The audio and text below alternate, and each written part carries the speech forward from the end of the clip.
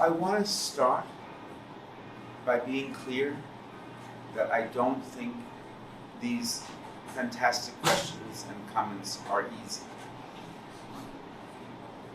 And while I do consider some of my responsibility, as well as some of my character, to be positive and cheerleading, there's a lot of reason to be worried and depressed and unclear about how to deal with these huge, powerful entities, peoples, nation states, armed groups, etc., etc. But in addition to my boundless spirit and my listening to reggaeton occasionally and other music, and talking to you all and learning, I also fall back on history. Because the question that Diego raises has always been that way.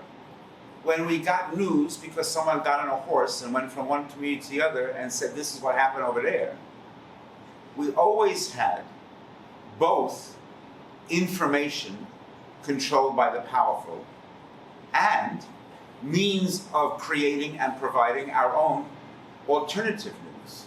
We've always had that. Huge, powerful, seemingly impossible to counter disinformation, misinformation, miseducation, and lies. And also social change and movements that have combated those lies, that have overcome the names they call us, and that have dealt with fighting through it and past it. We're at a very complicated moment.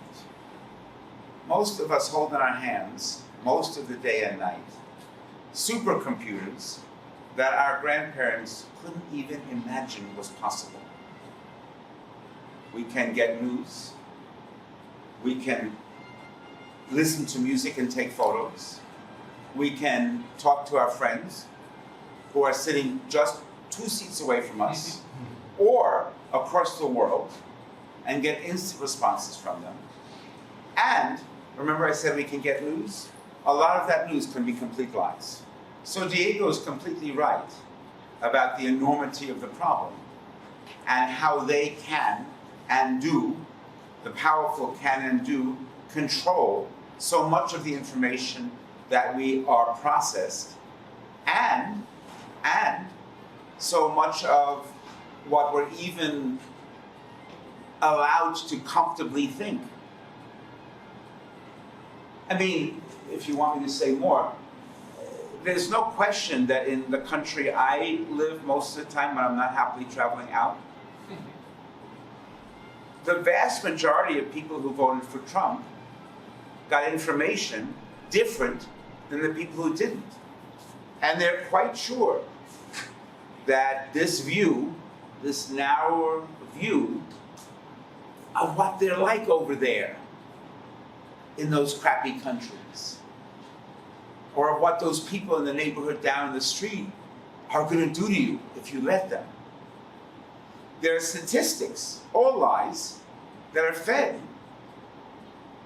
to almost all of the people in the country I'm from. I believe I'm living in one of the stupidest places on earth, in one of the stupidest periods in my country's history. It is completely impossible to think about without going crazy.